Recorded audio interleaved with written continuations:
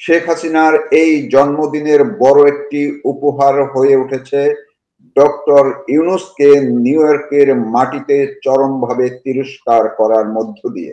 কিন্তু কেন তাকে তিরস্কার করা হলো এবং কিভাবে এটি শেখ হাসিনার জন্য এই জন্মদিনের উপহার হয়ে উঠল, এই সব বিষয় নিয়ে আলাপ আলোচনার জন্য কিংবা বিশ্লেষণ শোনার জন্য আমার সঙ্গে অতিথি হিসেবে যুক্ত হয়েছেন, আপনারা সবাই চিনেন, সুপরিচিত এবং একজন সাহসী মানুষ, সাবেক রাষ্ট্রদূত হারুন আল রশিদ। আমি আপনাকে কৃতজ্ঞতা জানাচ্ছি, ধন্যবাদ জানাচ্ছি আমাকে সময় দেওয়ার জন্য। ধন্যবাদ।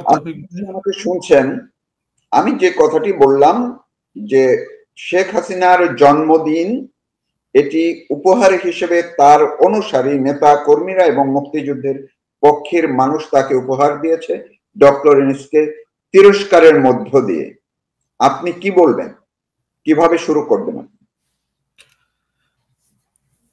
দেখুন, ডক্টর ইউনূস যাকে বলছেন, এই ডক্টর ইউনূস বাংলাদেশের সাধারণ মানুষ, অর্থাৎ যাদের মধ্যে আপনার রাষ্ট্র সম্পর্কে সচেতনতা তৈরি হয় নাই সেভাবে, যারা রাষ্ট্র বলতে বোঝে যে আপনার এই সংগ্রাম করে, অর্থাৎ জিহাদ করে মরে যেতে হবে, যাদের মধ্যে কোনো ধরনের আপনার ভবিষ্যৎমুখী চিন্তা এখনো প্রবেশ করেনি, তাদের দৃষ্টিতে ইউনূসের যেসব আপনার প্রতারণা আছে সেগুলো রেজিস্টার করছে না তাদের মধ্যে। কারণ একটাই জিনিস, যে এই লোকগুলো মুক্তিযুদ্ধের পর থেকে, আপনার একেবারে বঙ্গবন্ধুর হত্যার পর থেকে আপনার এরা ধীরে ধীরে ধীরে ধীরে অপেক্ষা করছিল এই ধরনের একটা সুযোগের জন্য।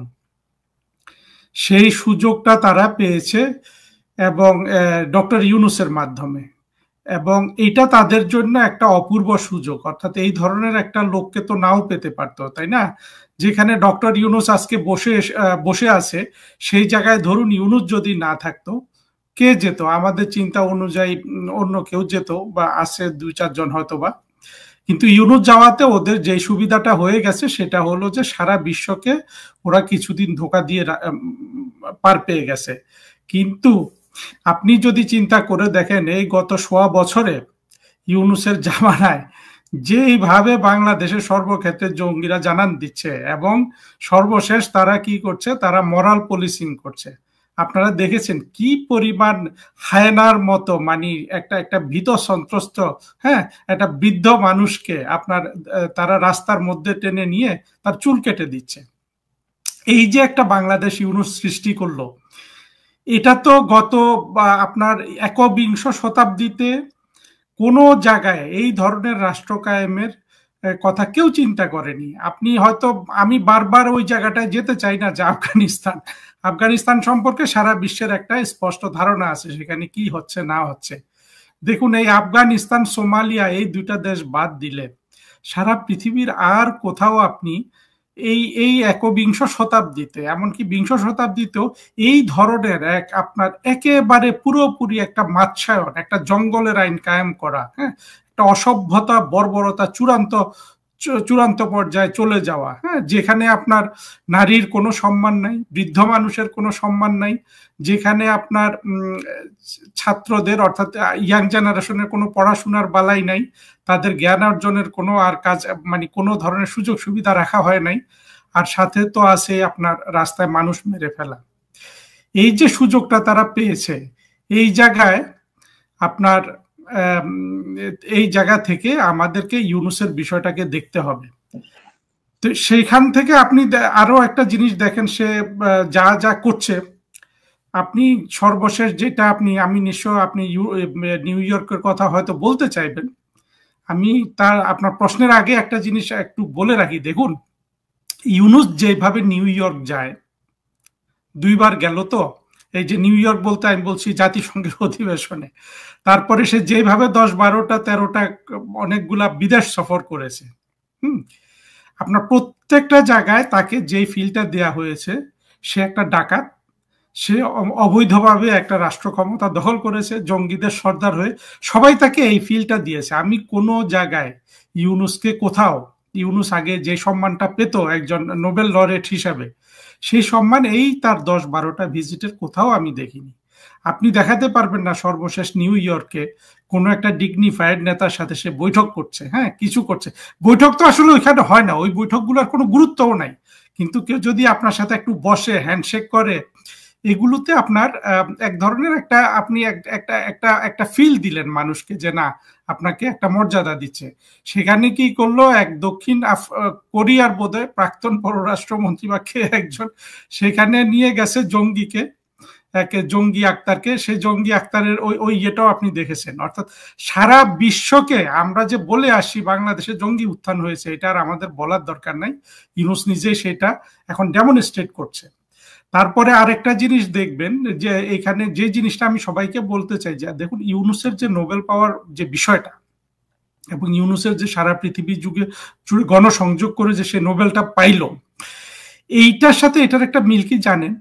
ওই পরিমাণ বেহায়া না হলে, ওই পরিমাণ শেমলেস কোনো ধরনের আপনার আত্মমর্যাদা লজ্জাবোধ না থাকলে ওই ধরনের গণসংযোগ করে নোবেল প্রাইজ পাওয়া যায়। আর একই ধরনের লজ্জাহীনতার মাধ্যমে সে বাংলাদেশকে এই বিদেশিদের সামনে কখনো জাতিসংঘের বৈঠকে গিয়ে, কখনো আপনার পরিবেশ সম্মেলনে গিয়ে, কোনো তো এগুলো তো কোনো দ্বিপাক্ষিক ভিজিট যেটাকে বলে, একটা রাষ্ট্রপ্রধানকে আরেকটা রাষ্ট্রপ্রধান আপনার কি বলে যা আমন্ত্রণ করে নিয়ে আসবে, সেটা একমাত্র হইলে পাকিস্তান করতে পারে অথবা আফগানিস্তান করতে পারে। এছাড়া কোথাও কিচ্ছু নাই, শুধু তার লজ্জাহীনতা, তার বাটপারি এবং বাংলাদেশের মানুষকে বোকা বানানোর যে যে চাতুর্য তার মধ্যে। তার যে এক জঙ্গি আপনার আছে, এই ওই যে মানবাধিকার করে ছেলেটার নাম যেন কি, আদিলুর রহমান। আদিল বলেছিল যে ইউনূস অতি চালাক মানুষ, আমাকে নিজে বলেছে। সেই চাতুর্য দিয়ে কিন্তু এই ইউনূস সারা বাংলাদেশকে বোকা বানিয়ে রেখেছে। আর বাংলাদেশের মানুষ এই জিনিসটাকে আপনার কেন সহ্য করছে জানেন? বাংলাদেশ আজকে যারা দখল করে রেখেছে তাদের এজেন্ডা আর বাংলাদেশের মানুষের যে এজেন্ডা হওয়া উচিত ছিল, সেটা দুটা ভিন্নমুখী এজেন্ডা। সেই এজেন্ডায় যে মানুষটা রেখেছিল সেই প্রধানমন্ত্রী শেখ হাসিনা, আপনি যার জন্মদিনের কথা বললেন, আজকে তার জন্মদিন। জি, আমি এই জায়গাটাই আপনার কাছ থেকে প্রতিক্রিয়া একটু জানতে চাচ্ছিলাম, যে আমি আজকে সামাজিক যোগাযোগ মাধ্যমে গতকালকেও দেখেছি যে জন্মদিনের শেখ হাসিনা, প্রধানমন্ত্রী শেখ হাসিনার জন্মদিনের শুভেচ্ছা স্মারক হিসাবে নিউ ইয়র্কে যে প্রতিবাদ দেখালো এবং জনজোয়ার তৈরি হয়েছিল, অনেকে মনে করছিলেন যে শেখ হাসিনার প্রতি অনেকের হয়তো একটু বিদ্বেষ তৈরি হয়েছে, দলের মধ্যে অনেক গ্রুপিং আছে, এটা আছে। কিন্তু গতকালকে যেটি দেখা গেল যে সব গ্রুপিং একদম একাত্ম হয়ে জাগরণ তৈরি হয়েছে এবং তারা বলতে চেয়েছে, আজকে অনেক নেতাদের মুখেই আমি শুনেছি তারা এটিকে উৎসর্গ করেছে এই শেখ হাসিনার জন্মদিন উপলক্ষে। অর্থাৎ ডক্টর ইউনূসকে তিরস্কারের যে তাদের জাগরণ, সেটিকে তারা উপহার হিসেবে, জন্মদিনের উপহার হিসেবে তারা উৎসর্গ করেছে। আপনি কি তেমনটা মনে করছেন কিনা? শেখ হাসিনার প্রতি তাদের আস্থার জায়গাটা আবারও প্রমাণিত হলো কিনা?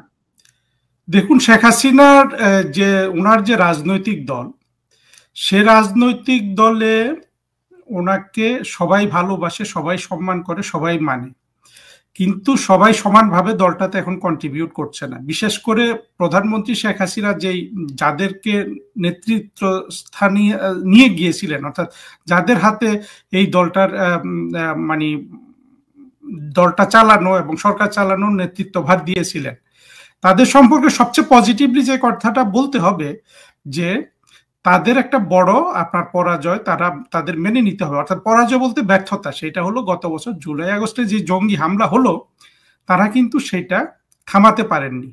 হ্যাঁ, এবং এখানে আরো আমরা অত্যন্ত আপনার হতাশার সাথে লক্ষ্য করেছি, অনেক নেতা শেখ হাসিনাকে রেখেই বিদেশে পালিয়ে গিয়েছিলেন।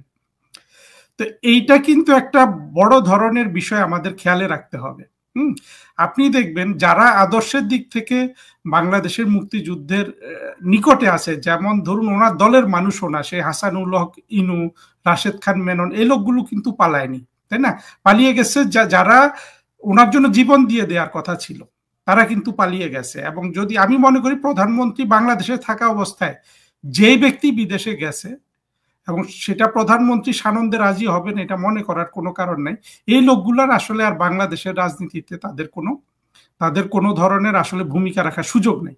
যেটা করতে হবে, এই লোকগুলার সবার জায়গা জমি যা টাকা পয়সা এরা কামিয়েছে এগুলা সব এদের থেকে উদ্ধার করে পরবর্তীতে বাংলাদেশের মুক্তিযুদ্ধের পক্ষের শক্তির জন্য প্রয়োজনে রাষ্ট্র গঠনের জন্য এ কাজ করতে হবে।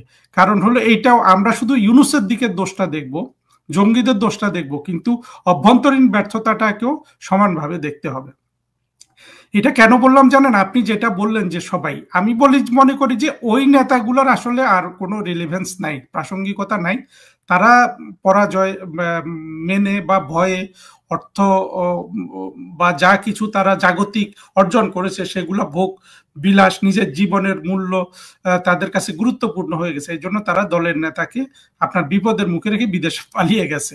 অথচ আমরা যদি বঙ্গবন্ধুকে দেখি, হ্যাঁ, বঙ্গবন্ধুর আপনার সারাটা জীবন দেখি যে আপনার নৌকায় চড়েছে, আপনার খই মুড়ি চিরা এগুলা খেয়ে, হ্যাঁ, ভাসানি সব কতভাবে ওনারা কাজ করেছে। আর এখন শুধু প্রাচুর্যের জন্য এই লোকগুলা এটা করলো, এটা একটা দিক আছে।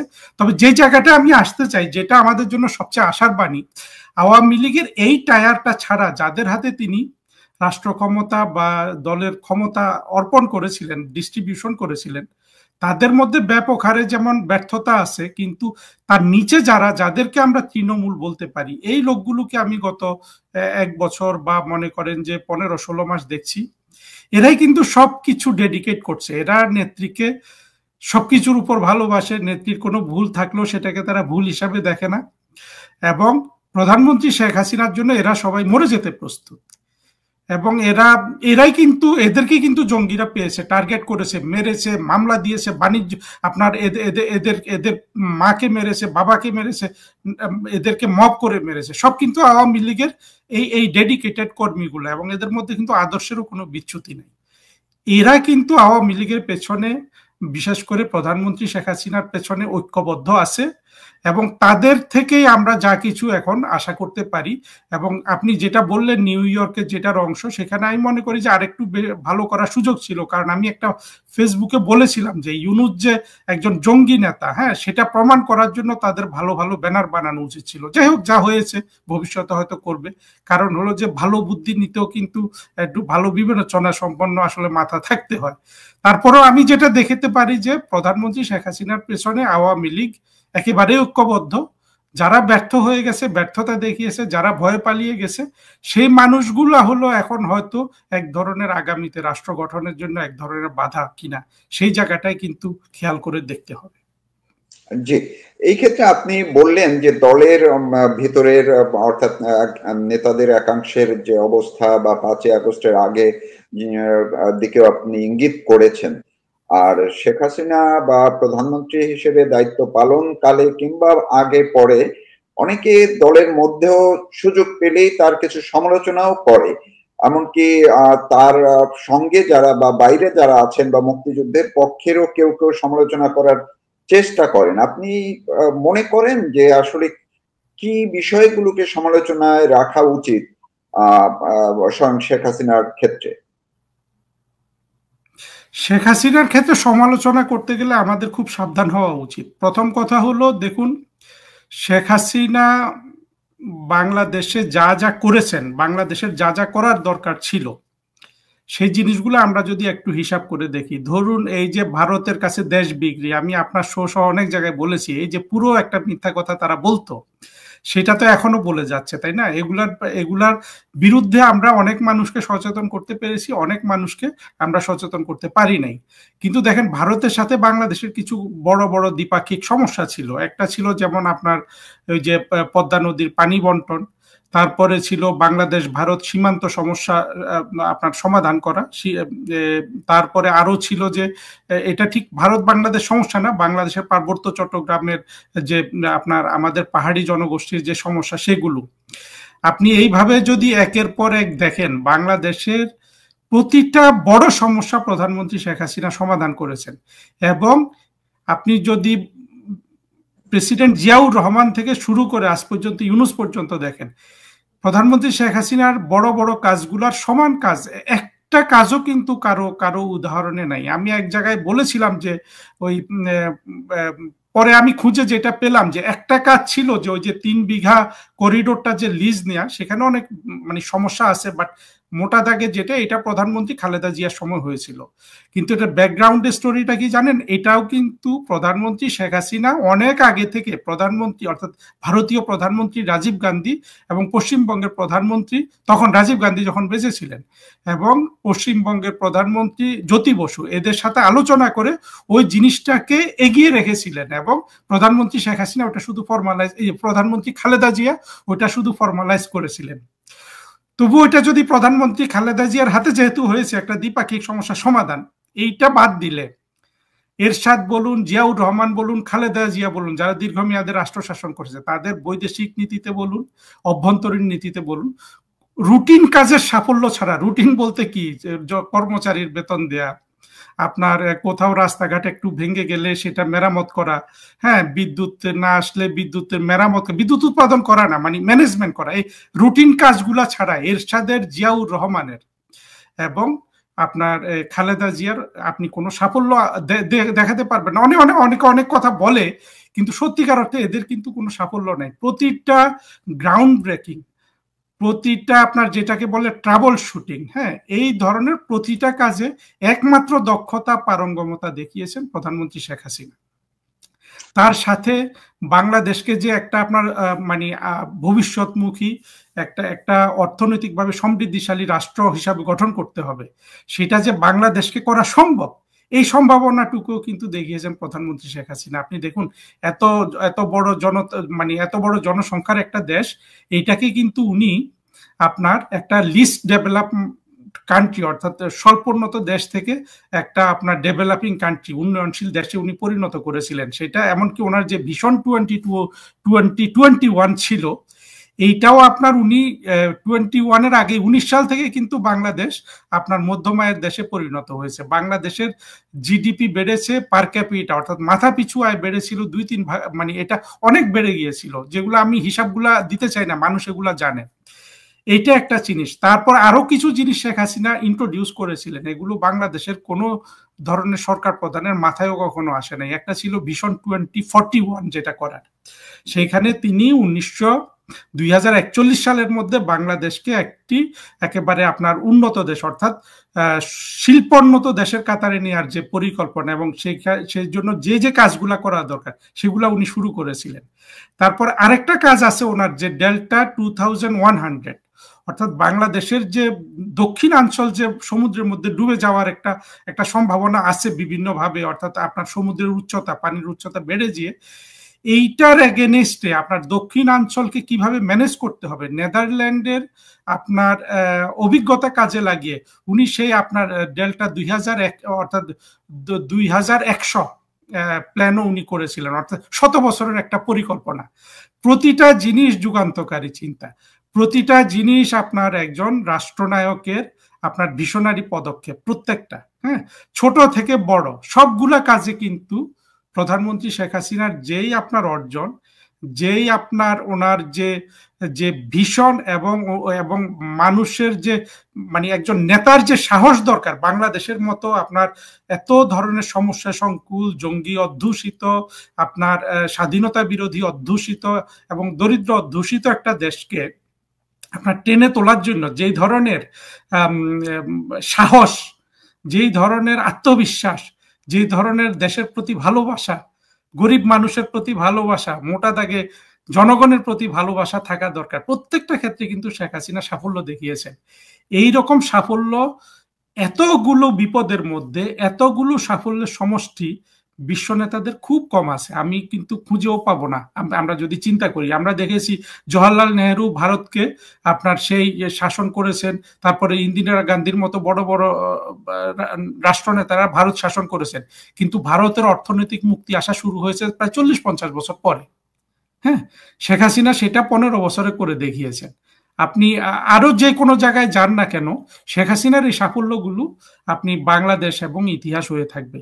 এই অবস্থায় এই জিনিসগুলো স্মরণ করে কিন্তু শেখ হাসিনার সমালোচনার দৃষ্টিতে ওনাকে দেখতে হবে। তো আমি মনে করি যে শেখ হাসিনাই যেহেতু আমাদের আছেন, ওনার সমালোচনা কিছু হয়তো করতে হবে। একটা জিনিসই আমি একটা জিনিস হলো যে বাংলাদেশের, দেখুন শেখ হাসিনাকে অপমান করেছে জঙ্গিরা, বাংলাদেশের স্বাধীনতা বিরোধী জঙ্গি মৌলবাদী শ্রেণী, বঙ্গবন্ধুকে হত্যা করেছে একই প্রতিনিধি।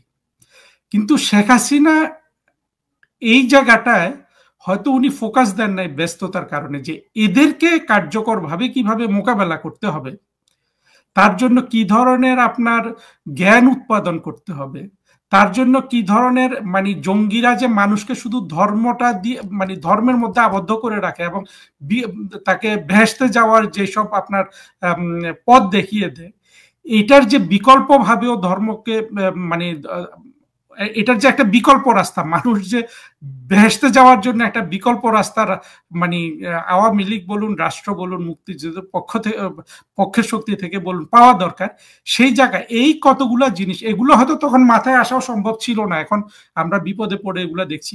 এই জিনিসগুলোতে প্রধানমন্ত্রী শেখ হাসিনার ভবিষ্যতে উনি তো রাষ্ট্র ক্ষমতা দখল করবেন, এতে আমি আত্মবিশ্বাসী, এই জায়গাগুলো আসলে মনোযোগ দেওয়া দরকার। এবং দেখুন, প্রধানমন্ত্রী শেখ হাসিনা ওবায়দুল কাদেরের মতো একটা মানুষ, যার একটা 5টা শব্দ বলতে আপনার 20 সেকেন্ড সময় লাগে, হ্যাঁ, যার একটা নিজস্ব ভাষা আছে যেটার কোনো গ্রহণযোগ্যতা নাই। আমি ওবায়দুল কাদেরকে শ্রদ্ধা করি, উনি মুক্তিযুদ্ধের পক্ষে নিবেদিত প্রাণ, এতে কোনো সন্দেহ নাই, কিন্তু উনি তো কার্যকর না। এই অকার্যকর একেবারে অপদার্থ টাইপের একটা লোক উনি আজীবন সাধারণ সম্পাদক বানিয়েছেন। কিন্তু সৈয়দ আশরাফুল ইসলাম, যাকে আমরা, হ্যাঁ এটা যে আমরা বাইরের দিকটা বলছি, ভেতরে কি আছে তো আমরা জানি না, সৈয়দ আশরাফুল ইসলামের মতো আমরা মনে করি যে মুক্তিযুদ্ধের পক্ষের সাহসী এবং কোনো ধরনের অর্থনৈতিক লোভ লালসা নাই। দেখেন, একটা মানুষ যদি আদর্শে যদি ডেডিকেটেড হয়, তার কিন্তু ওই দুর্নীতির জায়গাটা কম থাকবে, এটা আপনি নিশ্চিতভাবে ধরে নিতে পারেন। এই ধরনের একটা মানুষকে কিন্তু হ্যাঁ, পরে উনি অসুস্থ হয়েছেন, মৃত্যুবরণ করেছেন, সেগুলা তো আছে, কিন্তু ওই ধরনের যোগ্য লোক কিন্তু আওয়ামী লীগে আজীবন ইয়ে থাকতে পারলো না, আপনার কি বলে জেনারেল সেক্রেটারি থাকতে পারলো না, কিন্তু ওবায়দুল কাদেরের মতো একটা অপদার্থ থাকছে। তো এগুলো শেখ হাসিনাকে ভেবে দেখতে হবে যে আমরা যে কথাগুলো বলি এখানে কি আসলে ব্যর্থতার কোনো জায়গা আছে কিনা।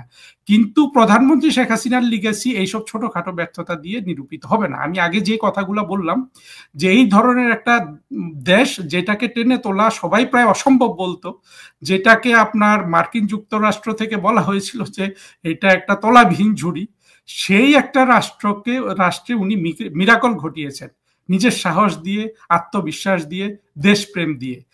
আবারও সে কথাটা বলি, আপনি চিন্তা করুন, এই যে বদমাস দেবপ্রিয়, তারপরে আকবর আলী খান, এই ধরনের হ্যাঁ বদমাসগুলা যখন প্রথম আলো কলাম লেখে, যে আর ইউনুস যখন আপনার সারা বিশ্ব হিলারি ক্লিন্টন, বারাক ওবামা বলুন, এই যে ক্লিন্টন যুক্তরাষ্ট্রের সরকারের পেছনে লেগে থাকে যে পদ্মা সেতুতে যেন কোনোভাবেই যে আপনার বিশ্ব ব্যাংক অর্থায়ন না করেও নি, ওই রকম অবস্থায় আবার দেবপ্রিয়রা লিখছে যে এইটা কল্পনা করাই একেবারে আকাশ কুসুম রচনা, যে বিশ্ব ব্যাংক ছাড়া পদ্মা সেতু হবে। সেই অবস্থায় আপনি এরশাদ বলুন, জিয়াউর রহমান বলুন, খালেদা জিয়া বলুন, কোন লোকটা, ইউনুস বলুন, কোন লোকটা সাহস করতো পদ্মা সেতুর কাজে গিয়ে নেওয়ার জন্য? সেটা জননেত্রী শেখ হাসিনা। এগুলো দিয়েই জননেত্রী শেখ হাসিনার লিগেসি তৈরি হবে। উনি অলরেডি কিন্তু লেজেন্ড হয়ে গেছেন, হ্যাঁ, ওনার আর কিছু করতে হবে না। তবে ওনার যে দক্ষতা, ওনার যে ভীষণ, ওনার যে কর্মদক্ষতা, ওনার যে উনি যেই আত্মোপলব্ধি, এগুলো বাংলাদেশের জন্য দরকার। এবং আওয়ামী লীগের ভবিষ্যৎ নেতৃত্ব যেন এই জিনিসগুলো ওনার থেকে গ্রহণ করতে পারে, আমি সেই কামনা করি। এবং সাথে সাথে এটাও কামনা করি যে যেই জায়গাগুলোর কারণে 24শে আগস্ট মানে 24শে জুলাই আগস্টের জঙ্গি উত্থানটা সাফল্য পেল, সেই জায়গাগুলো ভবিষ্যতে যাতে আর না ঘটে। ভবিষ্যতে এই ধরনের বিপদ আসলে যেন কেউ, প্রধানমন্ত্রী বলুন বা মুক্তিযুদ্ধের পক্ষের যিনি প্রধান নেতা হবেন, শেখ হাসিনা হবেন, তারপরে আরো হবেন, আমি একটা দীর্ঘমেয়াদে কল্পনা করছি, এই ধরনের বিপদে কোনো ডেপুটি যেন নেতাকে ফেলে বিদেশে পালিয়ে চলে না যায়। কেন চলে যায়, কোন ধরনের নেতা হলে চলে যাবে না, এই জায়গাগুলোতে আপনার গুরুত্ব সহকারে ভাবতে হবে। সেটা প্রধানমন্ত্রী শেখ হাসিনাকেও ভাবতে হবে এবং ওনার তরফ থেকে যারা নেতৃত্ব গ্রহণ করবেন ভবিষ্যতে তাদেরকেও ভাবতে হবে, এবং কোনোভাবেই কোনো শৈথিল্য দেখানো যাবে না, কারণ শৈথিল্যের কোনো সুযোগ নেই যতদিন এই সমাজে স্বাধীনতা বিরোধী, জঙ্গি, মুক্তিযুদ্ধ বিরোধী এই অসংখ্য মানুষ রয়ে যায়। জি, আপনি মাঝখানে কয়েকটি বিষয়ে বললেন, এটা একটি সূত্র ধরে যদি আমি আপনার কাছ থেকে একটু শুনতে চাই। আপনি তো দীর্ঘদিন কূটনৈতিক হিসেবে দায়িত্ব পালন করছিলেন এবং বিভিন্ন দেশের সঙ্গে আপনার সংযোগ যোগাযোগ ছিল, তাদের এক ধরনের আচরণগুলো, তাদের যে এক রাষ্ট্র বাংলাদেশের সঙ্গে তাদের সম্পর্ক, আন্তঃসম্পর্কের বিষয়গুলো আপনি জানতেন বা জানা আছে হয়তো অনেক ক্ষেত্রেই। এই আমি যদি একটু বলি, অনেকে সমালোচকরা, বিশেষ করে শেখ হাসিনার যারা একদম খুব বড় ধরনের সমালোচক যারা আছেন, আবার যারা মুক্তিযুদ্ধের পক্ষেও আছেন, কিন্তু কেউ কেউ হয়তো একটু মধ্যপন্থা, বা আমরা যাদেরকে অনেকে বলি যে জুলাই আগস্টের সূত্র ধরে যারা তাদের প্রোফাইল লাল করেছিলেন বিভিন্ন সেক্টরের, অনেকেই বলার চেষ্টা করেন যে ডক্টর ইউনূস একজন নোবেল লরিয়েট, উনি বিশ্বের অনেকের কাছে পরিচিত, অনেক বড় বড় রাষ্ট্রের সঙ্গে তার ভালো সখ্যতা, বন্ধুত্ব আছে রাষ্ট্রপ্রধান, সরকার প্রধানদের সাথে। তো ডক্টর ইউনূসের সাথে শেখ হাসিনা এই তিক্ততা না করলেই পারতেন কিনা। অনেক ক্ষেত্রে কেউ কেউ আরো বলেন যে ডক্টর ইউনূসের সাথে একটু আপোষ করলেই তো হয়ে যেত। এই জায়গাটাতে আপনি কি বলবেন, যারা শেখ হাসিনার এই কেন্দ্রিক সমালোচনা করেন যে ডক্টর ইউনূসের সাথে কেন তিক্ততা তৈরি হলো, কেন তার সাথে শেখ হাসিনা আপোষ করলেন না, এইটা আপনার একটু দৃষ্টিভঙ্গি কি বা ব্যাখ্যা কি? আমি এখন আমার যেটা বলবো সেটা হলো, দেখুন, ডক্টর ইউনূসকেও আমাদের বুঝতে হবে, বাংলাদেশের ইতিহাস যেভাবে রচিত হবে, এটা যদি আপনার মানে রিয়ালিটির উপর রচিত হয়, সেখানে আমাদের জাতিতে এখন সবচেয়ে ঘৃণিত মানুষকে আমরা গোলাম আজমের নাম বলি বা মীর জাফরের নাম বলি, এই তো। আর কে আছে আমি জানি না, আপনি আমাকে হেল্প করতে পারেন যে কারা বাংলাদেশের মুক্তিযুদ্ধের বাংলাদেশে বা আমাদের জাতিসত্তায় সবচেয়ে ঘৃণিত বাঙালি হিসাবে পরিচিত। সেই জায়গায় এক নাম্বার নামটা কিন্তু ইউনূসের হয়ে যাচ্ছে, হয়ে গেছে। ইউনূস যে বিভৎসতা দেখিয়েছে, ইউনূস যে জঘন্য কর্মকাণ্ড দেখিয়েছে, ইউনূস যে সারা বাংলাদেশকে, সারা বিশ্বকে দেখালো এই লোকটা আগাগোড়া একটা বাটপার ও স্বার্থপর, এবং তার স্বার্থের জন্য একটা জাতি ধ্বংস হয়ে যাক, মানুষ রাস্তায় খুন হয়ে যাক, তাতে তার কিচ্ছু এসে যায় না, তার এসে এগুলোর ধারে, মানে এগুলোর ধারে না আসে। এইরকম প্রিয়বাদী একজন লোকের আপনার বাংলাদেশের ইতিহাসে বাংলাদেশকে যেই ক্ষতি সে করেছে, গোলাম আজম সেই ক্ষতি করতে পারেনি। মির্জাফর তো অনেকটা প্রতীকে পরিণত হয়েছে, মির্জাফরের কাহিনী আবার অনেক ধরনের আছে। যাই হোক, মির্জাফর কেন মির্জাফরগিরি করলো, বাট করেছে। এগুলোই তো আমাদের মানে আমাদের ডিকশনারিতে তো এই নামগুলোই আসে। মির্জাফর খুব ভালোভাবেই আছে, গোলাম আজম আসে নাই, বা এই ধরনের সাইদিরা আসে নাই। কিন্তু দেখবেন ভবিষ্যতে এই সব নামের এই বাংলাদেশের শত্রুদের মধ্যে এক নম্বর হইল যে ইউনূস। এই জায়গায় সে পৌঁছে গেছে, এবং ইউনূস আসলে এদের সবার থেকে অনেক বেশি মন্দ লোক। কতটা মন্দ এটা নিয়ে আসলে মহাকাব্য রচনা করা যায়। এই ধরনের একটা লোককে যে প্রধানমন্ত্রী শেখ হাসিনা চিহ্নিত করেছেন, এটাই একটা বড় সাফল্য। আমি বরঞ্চ বলবো যে তাকে করুণা করাটা কোনো ধরনের উচিত হয় নাই, তাকে ধ্বংস করে ফেলা উচিত ছিল।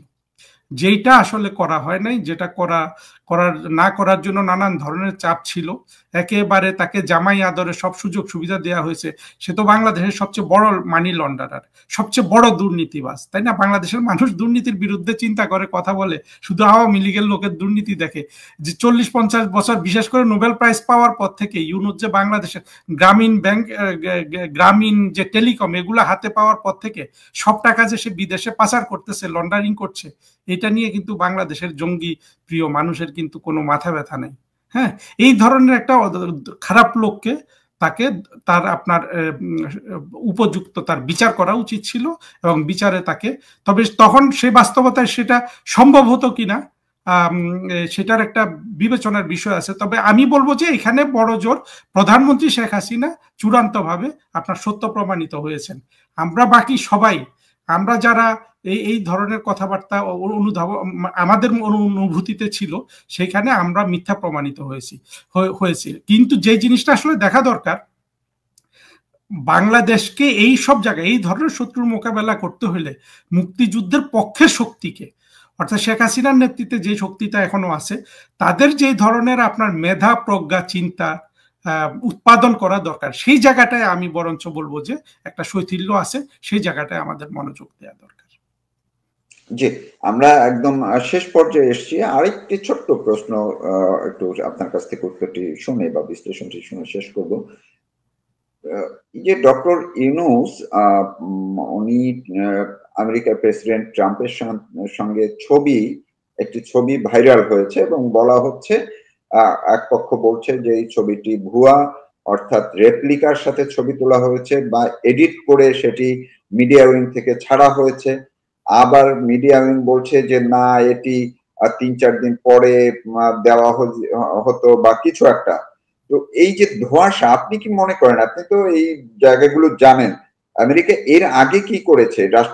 সরকার প্রধান বা রাষ্ট্রপ্রধানদের সঙ্গে যদি এই ধরনের ছবি হয়, সেটা কিভাবে তারা প্রকাশ করে? তারা কি এটা প্রকাশ করতো কি করতো না?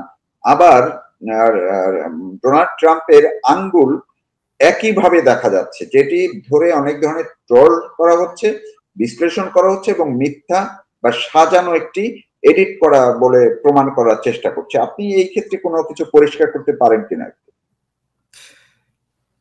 ইউনূস যেহেতু কোনো সত্য কথা বলে না, সে প্রতিটা বিদেশ সফরে গিয়ে আপনার জাতিকে ধোঁকা দিয়েছে।